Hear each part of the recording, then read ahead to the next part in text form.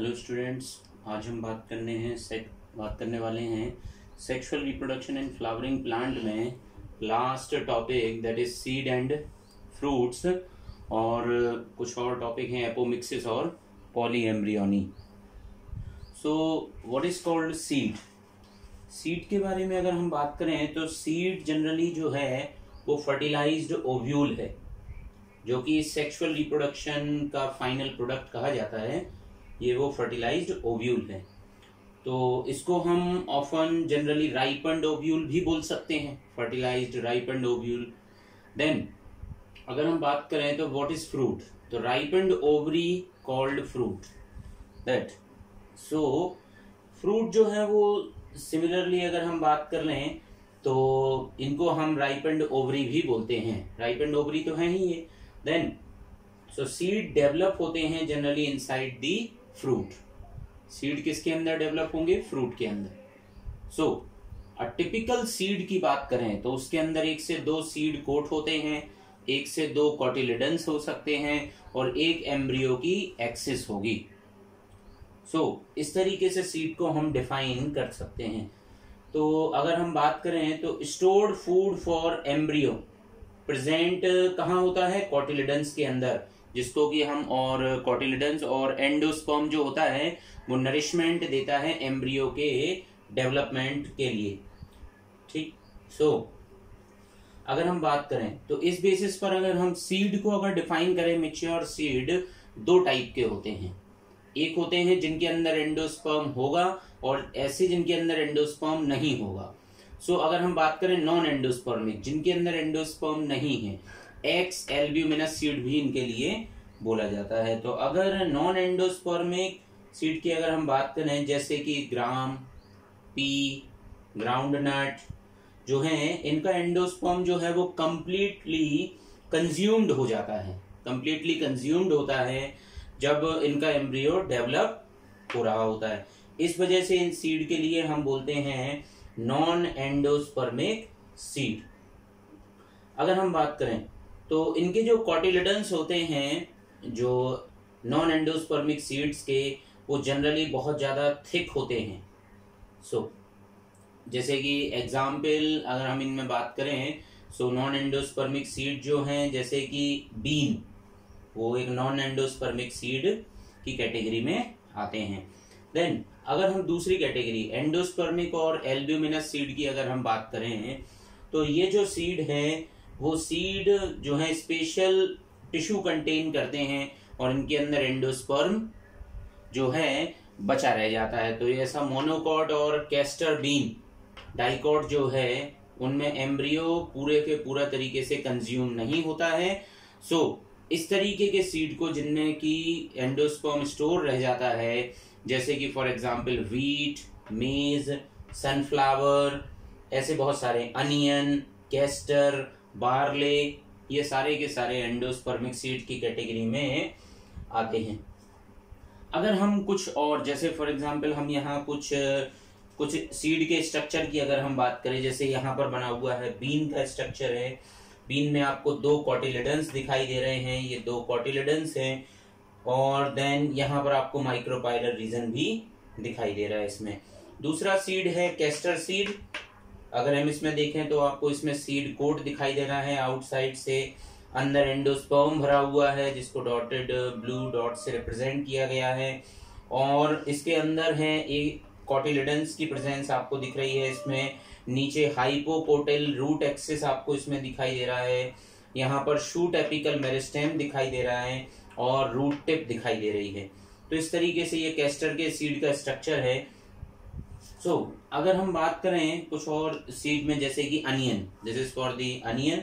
सो onion में आपको seed coat दिखाई दे रहा है आउटसाइड से, और इसमें कॉटिलिडन्स दिखाई दे रहा है आपको, एक सिंगल कॉटिलिडन है, शूट एपिकल मेरिस्टेम दिखाई दे रहा है, हाइपोकोटल रूट एक्सिस दिखाई दे रही है और रूट टिप दिखाई दे रहा है। तो इस तरीके से बहुत सारे सीड के स्ट्रक्चर में जो कंप्लीट डेवलपमेंट की अगर हम बात करें तो एक और सीड स्ट्रक्चर है जो कि मेज। मेज भी एक एंडोस्पर्मिक सीड है। सो इसमें भी आपको एंडोस्पर्म दिखाई दे रहा है। देन इसमें आपको स्क्रूटलम दिखाई दे रहा है जो कि इसका एक सिंगल कॉटिलिडन भी कहलाता है। इसमें आपको पेरिकार्प दिखाई दे रही है कॉलियोप्टाइल दिखाई दे रहा है, प्ल्यूमूल है, रेडिकल है, कोलराइजा है जो कि प्रोटेक्ट करता है, इसके लिए रेडिकल वाले सेक्शन के लिए। देन अगर हम बात करें कि सीड जो डेवलप हुआ है तो उसका आउटर सीड कोट जो है वो किससे फॉर्म होता है? आउटर सीड कोट के लिए हम बोलते हैं टेस्टा, और टेस्टा बनता है आउटर इंटेग्यूमेंट से। जबकि अगर न्यूसेलस अगर रेसिडुअल कंडीशन में अगर बच जाता है, दैट इज कॉल्ड पेरिस्पर्म। जो इनर सीड कोट होता है हम उसको बोलते हैं टैगमेन। आउटर वाले के लिए टेस्टा, इनर वाले के लिए टैगमेन। सो ये बनता है इनर इंटेग्यूमेंट से।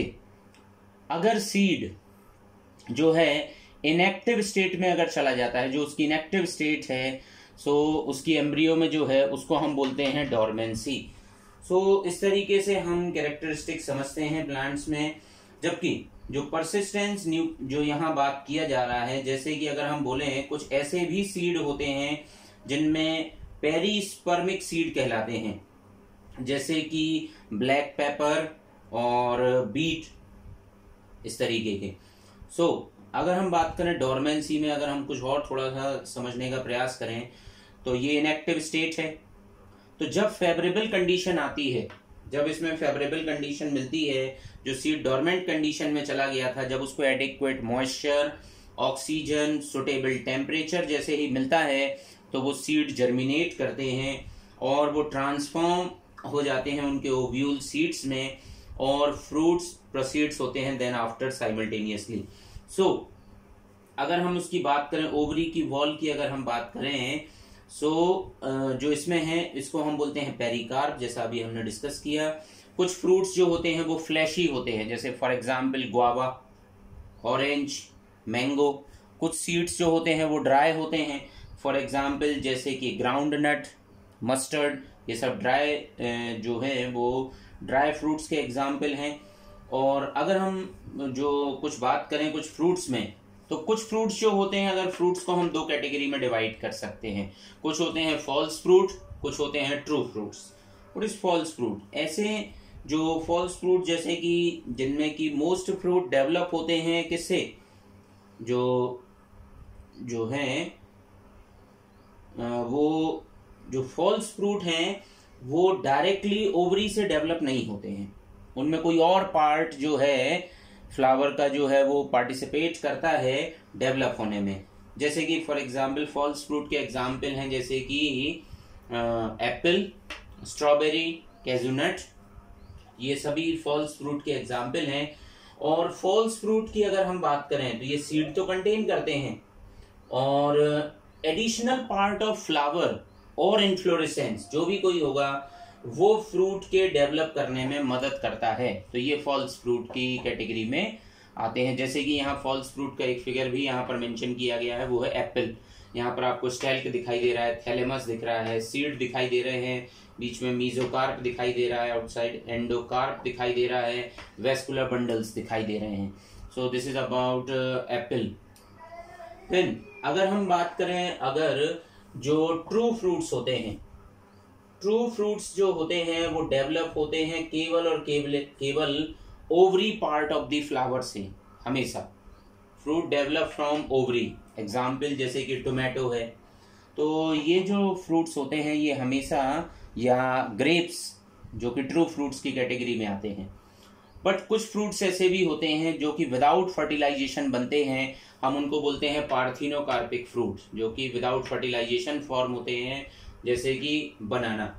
सो बनाना में अगर हम बात करें तो बनाना में जो पार्थिनोकार्पी इंड्यूस किया जाता है वो एक तरीके के एप्लीकेशन ऑफ ग्रोथ हार्मोन से होता है, और उस ग्रोथ हार्मोन का नाम है ऑक्सिन। दैट इज सीड की डोरमेंसी को हम थोड़ा सा और समझना चाहेंगे कि सीड की डोरमेंसी जो है ये बहुत स्पेशल कैरेक्टर है प्लांट्स में, कि जो सीड होते हैं, जो एग्रीकल्चर में जैसे हम सीड का यूज करते हैं तो उनको डिहाइड्रेट और डोरमेंसी ही उनका एक वो स्पेशल कैरेक्टर है जो उनका क्रूशियल स्टोरेज में हेल्प करता है, और इससे हम थ्रू आउट जो ईयर है हम उससे क्रॉप को रेज कर सकते हैं। So this is very important. So seed की वायबिलिटी जो होती है वो वेरीज करती है। किसी सीड की वायबिलिटी 1 मंथ हो सकती है, किसी की ईयर्स में हो सकती है, किसी की मोर देन 100 ईयर्स भी किसी की वायबिलिटी हो सकती है। जैसे एक एग्जाम्पल अगर हम बात करें तो ओल्ड वायबल सीड जो अभी तक हमें मिला है वो है ल्यूपिनस आर्कटिकस, जो है ल्यूपिन, इसका कॉमन नेम है ल्यूपिन, जिसकी डॉर्मेंसी 10,000 ईयर्स देखी गई है।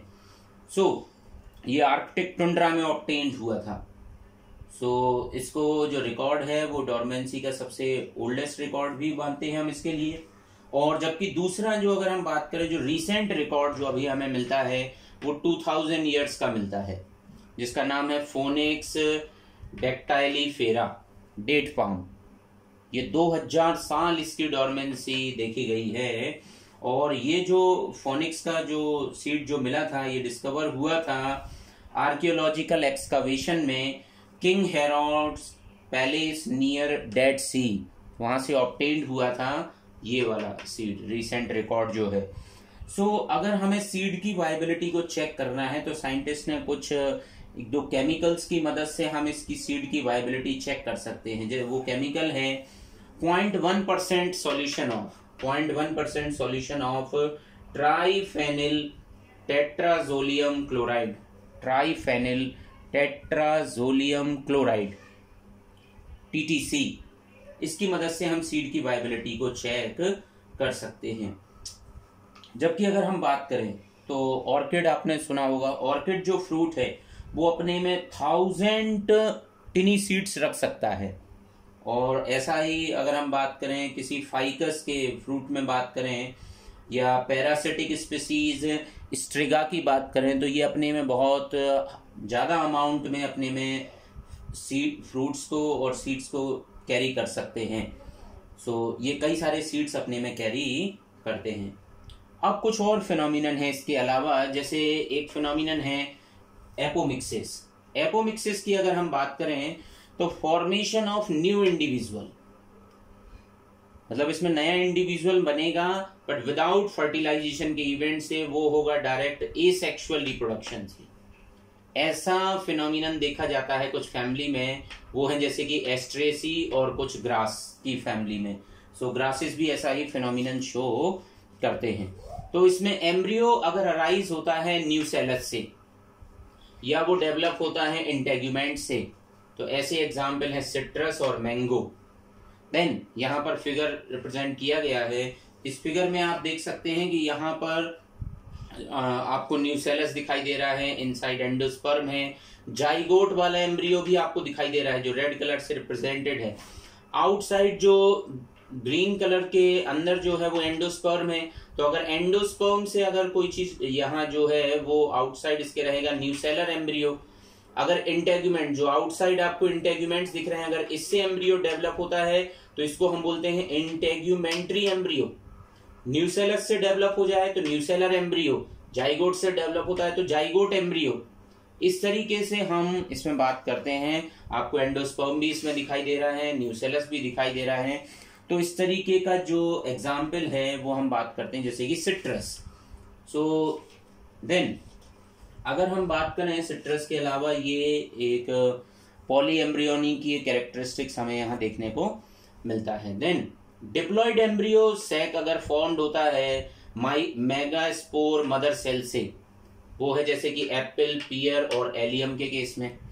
तो जो सिट्रस है वो एग्जाम्पल है पॉली एम्ब्रियोनी का भी।